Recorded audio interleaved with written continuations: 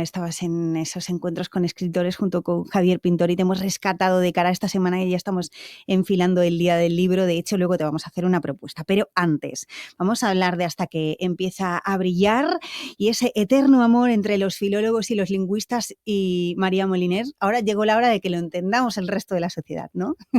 Bueno, doña María Moliner tiene la suerte de ser querida y admirada, creo, desde muchos sectores de la población y yo diría que hasta de las familias. Por un lado, como tú dices, sin duda, es una figura clave de la filología y es, podemos decirlo sin pudor, la lexicógrafa más grande de todos los tiempos, no ya de la lengua castellana, de cualquier otra.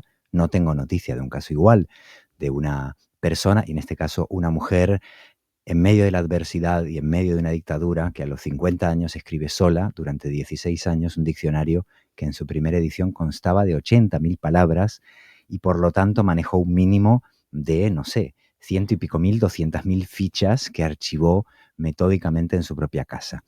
Pero también fue una de las grandes bibliotecarias de la historia de nuestro país y es un referente en el campo de las bibliotecas. Fue una bibliotecaria total que supo hacer fichas y catalogar, pero también comprar libros, nutrir bibliotecas, fundar bibliotecas rurales, desempeñó un oficio maravilloso que es el de inspectora de bibliotecas rurales y finalmente teorizó acerca del fenómeno bibliotecario y la acción bibliotecaria. Entonces desempeñó todas las labores que se pueden desempeñar con respecto a los libros. Y fue además una ciudadana muy ejemplar, nunca neutral ni tampoco sectaria, que fue depurada, como se solía decir entonces, por la dictadura y degradada 18 niveles en el escalafón administrativo que con muchísimo esfuerzo ella había conseguido, porque María Moliner fue una de las primeras funcionarias que se sacó una posición en la historia de España.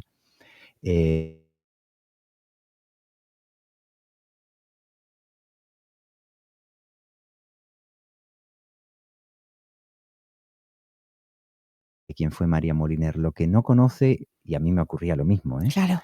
es el resto de su vida. Y esto es una paradoja porque ese diccionario maravilloso solo se explica cuando conoces su vida, cómo y por qué llega a escribir ese diccionario y sobre todo, de qué material está hecho ese diccionario. Y está hecho de un material muy autobiográfico, muy vital, muy íntimo. Es que claro, quizás porque nadie se había parado ahí hasta este momento, o bueno, por lo menos nadie había escrito sobre ello. Ella, claro, tú propones que ella dejaba intuir y se ve claramente además parte de su vida en esas palabras que de alguna manera para ti brillan en ese diccionario, que ella se posiciona en su diccionario. Bueno, es que es un diccionario de autora, es muy diferente. Un diccionario suele ser una obra colectiva y construida a lo largo del tiempo. Por ejemplo, el diccionario de la Real Academia, ¿no?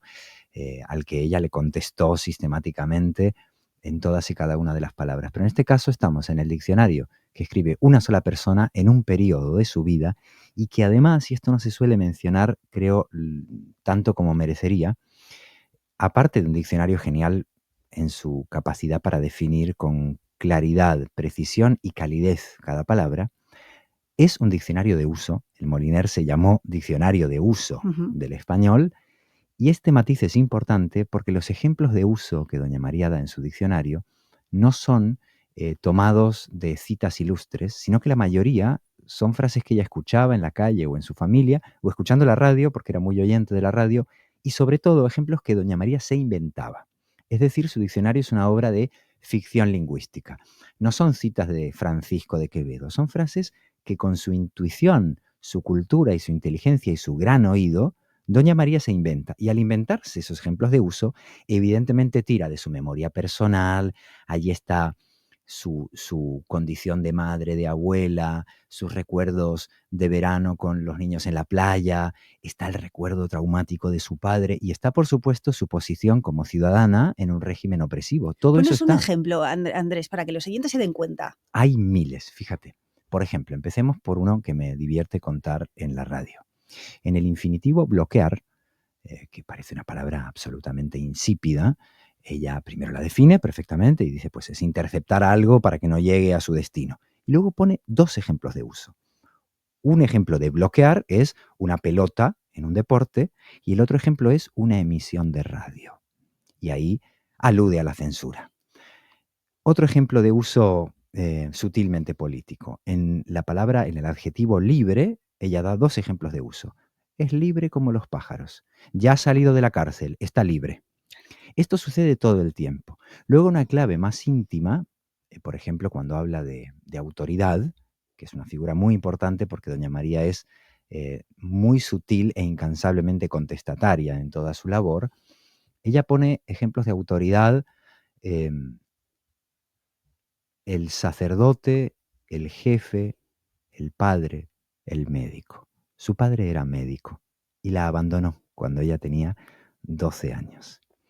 Y luego hay toda una estrategia de deslizar una pedagogía muy generosa, muy vinculada a la institución libre de enseñanza y a las escuelas que ella misma fundó, por ejemplo, en Valencia, cuando dice este ejemplo es hermoso. En la entrada de amor, que doña María define con mucha salud emocional, dice que el amor es desear la compañía de alguien, alegrarse por lo que es bueno para esa persona y sufrir con lo que es malo, o sea que es prodigiosamente empático, es digamos un antídoto contra los amores tóxicos. Ujú. Ella da después ejemplos de uso de amor. En la Real Academia de la época, que en mi novela se coteja todo el tiempo, el DRAE del año 56, que es el que más consultó doña María y el que más anotó con la edición original del Moliner. El DRAE daba como ejemplo de amor: los padres castigan a sus hijos con amor. Mm. Y doña María efectúa una intervención quirúrgica, pero sumamente decisiva, y elimina castigan e incluye corrigen. Los padres corrigen a sus hijos con Mm. amor. Y es verdaderamente virtuosa esa intervención porque lo que está haciendo además es corregir con amor el diccionario. Exacto. Bueno, o sea, contra el que lucha constantemente ella, ¿no? Y tú lo muestras en Hasta que empieza a brillar, que lucha contra todo el rato contra la RAE. Bueno, la Es que, RAE. es que la posición de doña María es verdaderamente delicada en el momento en que ella, entre el año 50 y el 66, trabaja, en realidad 67, porque el segundo tomo se publica en el año 67, así que son más cerca de 17 que los 15 años que se suele decir. Durante ese periodo, ella, por un lado, está contestando a la Real Academia. La novela Hasta que empieza a brillar se abre con 2 citas. Una es de Emily Dickinson, que da título a la novela. A veces escribo una palabra y me quedo mirándola hasta que empieza a brillar. Y esto es lo que le sucedió a doña María con cada uno de los vocablos que incluyó en su diccionario. Pero la segunda cita es contestar. Y cito textualmente lo que doña María dice del verbo contestar: acepción usual, pero no incluida en el diccionario de la Real Academia Española. Oponer a alguien objeciones o inconvenientes a lo que se le manda o indica. Ejemplo de uso: haz lo que te dicen y no contestes. Es muy difícil no leer este ejemplo como una prodigiosa ironía Total. que doña María le propina a la Academia. Pero está también la censura.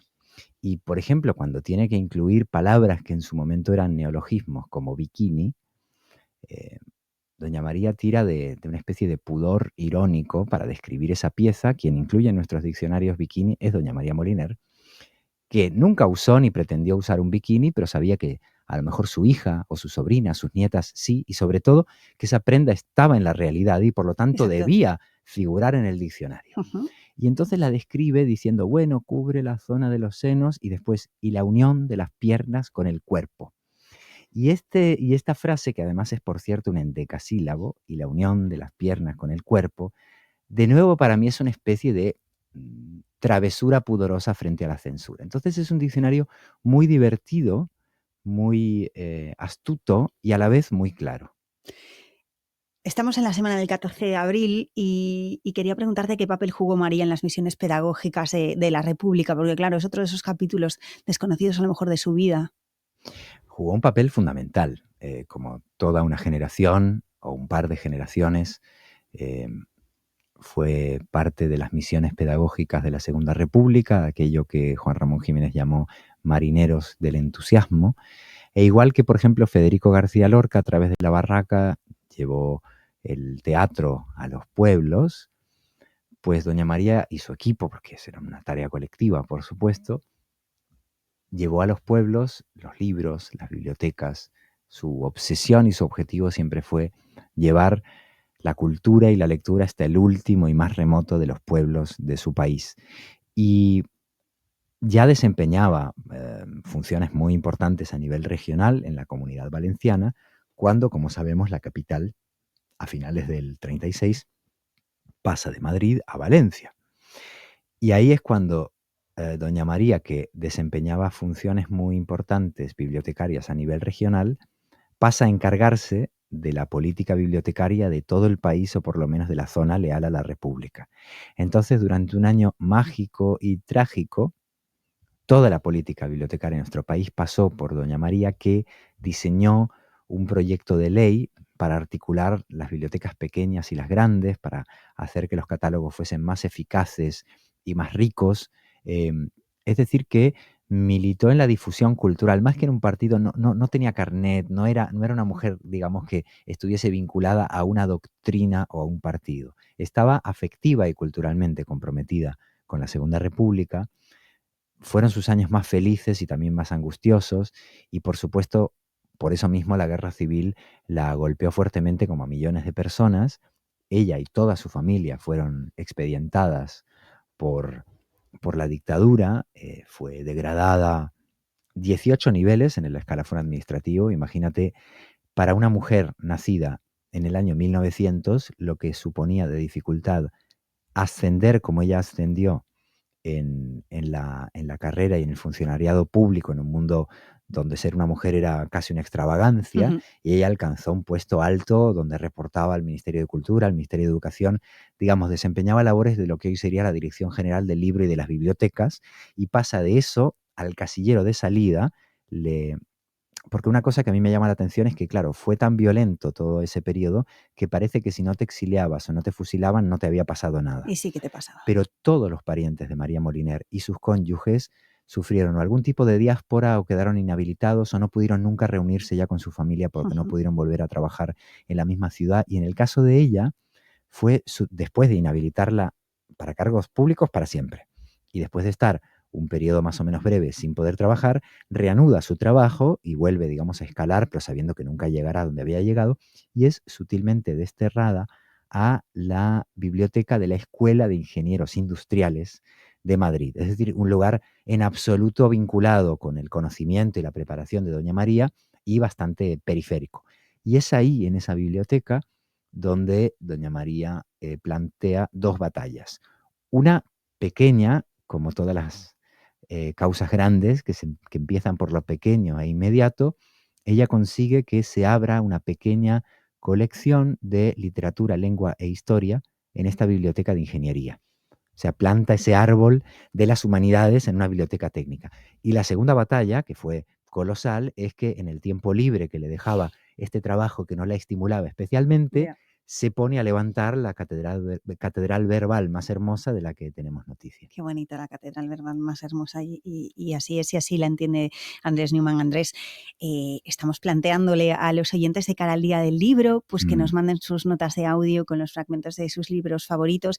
En este caso, me gustaría que nos leyeras un fragmento de Hasta que empieza a brillar. ¿Te apetece? Sí, muchísimo, porque hablar de doña María me entusiasma.